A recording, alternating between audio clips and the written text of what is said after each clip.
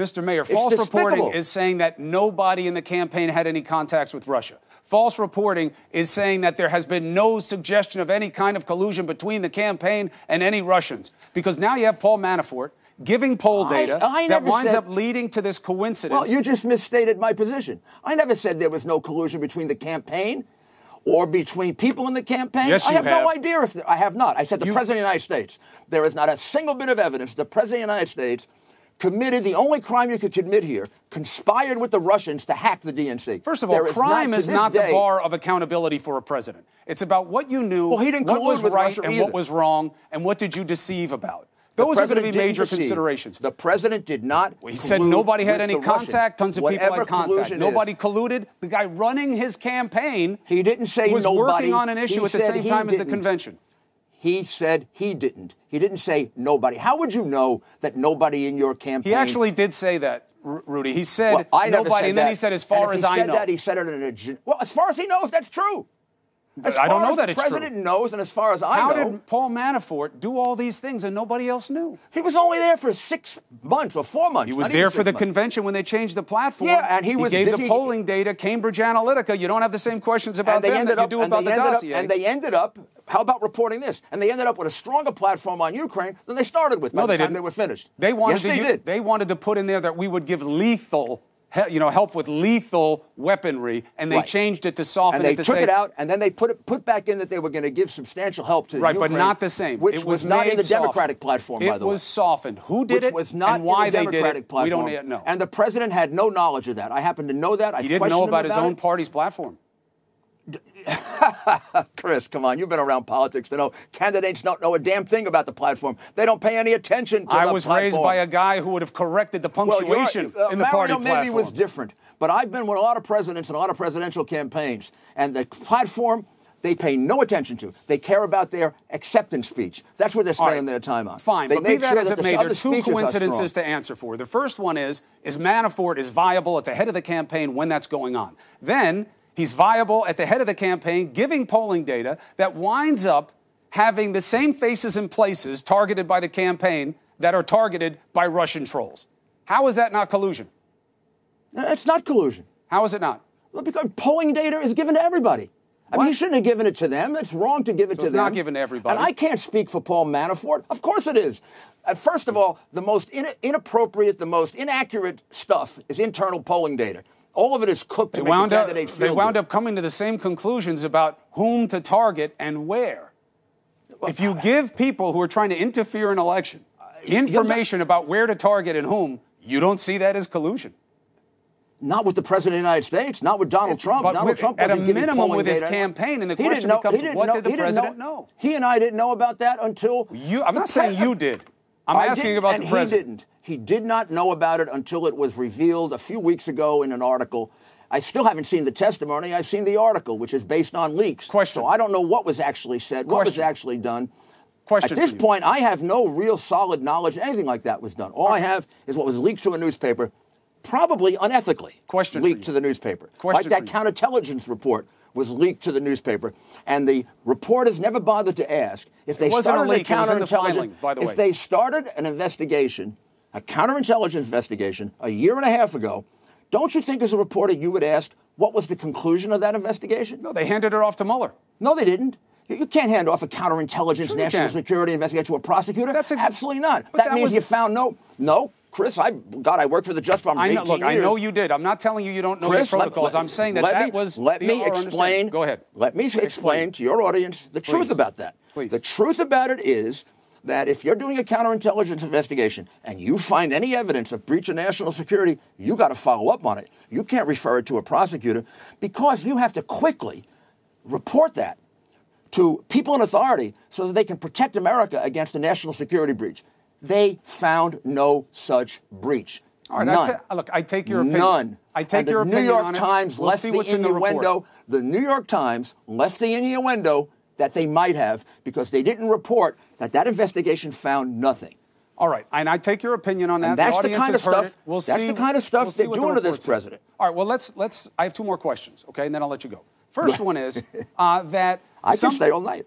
I know, but I have to take commercials, and I don't want to hold you over a break. It's very weird to do that. So the idea of transparency, everybody should be on the same page. Yes, whatever does not compromise national security, and that should be a very tight definition, should be made public. All the findings that the people can see from Mueller. Do you agree? I agree. You have been quoted as saying you should get to go through it first. Is that a fair assessment of your position? Of course I should. I should be allowed to respond.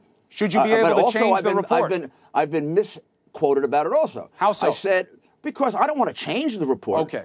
I want to respond to the report. Okay. Wouldn't you want to respond Separately. to the report if it was about you? And don't you think it's fair that we get an opportunity to do that? Absolutely. I have no control over what Mueller's going to say. Let him say whatever he wants. I have no control over what's national security, what isn't. The government's got to decide that. As his lawyer, I'd honestly like you to see the whole report. Me too. Because I think Jay and I can knock the hell out of it.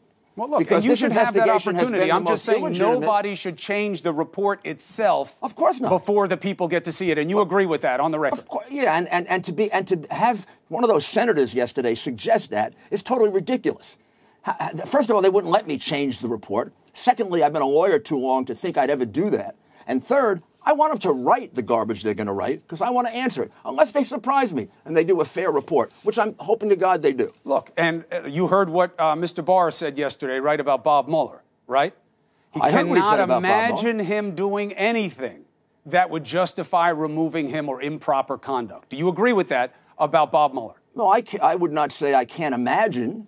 I would say that the president has not removed him. And this whole idea of obstruction is really stupid because the investigation has come to an end and nobody's obstructed it. I don't think the investigation's come to an end. Look how much was redacted in those Manafort papers. If it hasn't come to an end, it's certainly come to an end on collusion. They either have it or they don't have it. How do you know? We just learned the Manafort stuff, and it's the most damning stuff to date. That's not collusion and hacking the DNC. But that's not the bar. Were you doing something inappropriate? No. Look at the mandate for the special counsel, Rudy. It doesn't say crimes. It says contact. It says coordination. It's not just crimes. The American people, because the bar of proper conduct in government isn't a felony. The Justice Department doesn't do ethics investigations. A special counsel can. It can be part of their mandate, and you know that. It's right in Section 600. They're doing a criminal investigation, and if it leading to impeachment, it has to be a high crime or misdemeanor. That's true. Not an ethical violation. That is a political standard. They have gotten so beyond their scope that it's absurd.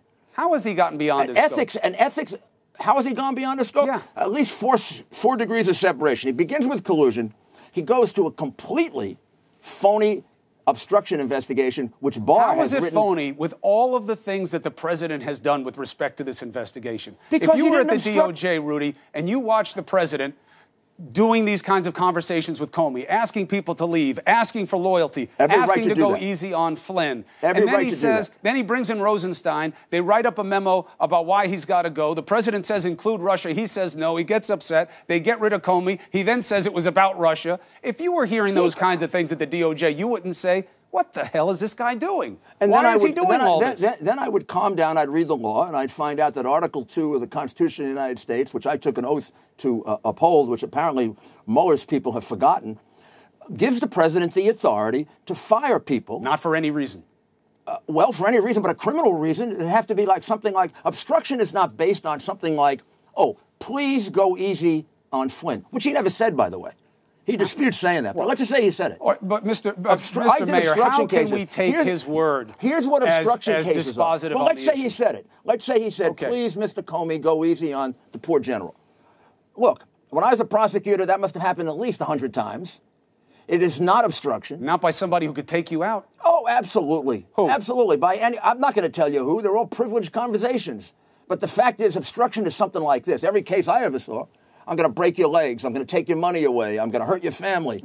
That's what obstruction is. It isn't giving your opinion. Rudy, I hear you about the basic law, but again, adding to the circumstances. He keeps meeting with Putin. He takes the interpreter's notes. He won't talk to him. He met with Putin twice. The president. No, he's met with him several times, and their conversations. We only had 2 real meetings with him. The summit meeting was the only real big meeting. But he's on the phone with him. He's meeting with him.